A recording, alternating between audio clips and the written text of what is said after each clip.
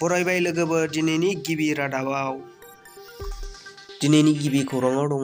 आइजो माहारिखौ गोख्रों जौगाखांहोनो थांखि लादों बिटिआर खुंथायनि प्रमद बर'आ। दिनै बाक्सा जिल्लानि मुसलपुराव 500निबो बांसिन माइक्र' फाइनेन्सनि रां अनसुंथाइ गथायना होदों। आसामनि गिबि मन्थ्रिया खोथा होनाय बायदियैनो नैथि पेकेजनि माइक्र' फाइनेन्सनि रांनि चेकनि अनसुंथाइखौ रायजोनि केबिनेट मन्थ्रि नन्दिता गारलासाजों लोगोसे बिटिआर खुंगिरि प्रमद बर'आ गथायनानै होयो। उदालगुरि जिल्लानि माजबाद लालपानियाव फबनानै दोननाय गोबां हाथियार बोखांनो हादों।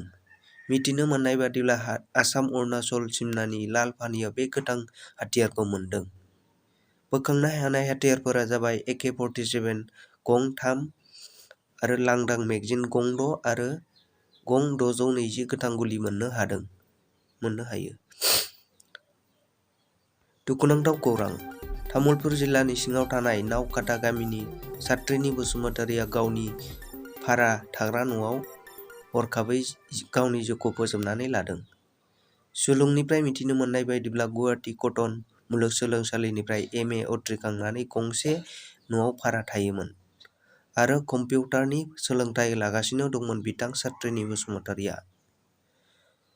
टप नाम्बार 1 बिटिआरनि EM राकेश ब्रह्मआ मैगं-थाइगं फानग्रा गय दखाननि आइजोफोरनो अंगनबादिफोराव ओंखाम संग्रा आइजोफोरनो बिटिआरनि राकेश ब्रह्म बिथाङा गांफा जलंगा राननानै होदों। MP रोंगोरा नार्जारिया चिरां जिल्ला गायसनथाइ फालिनायाव बाहागो लादों।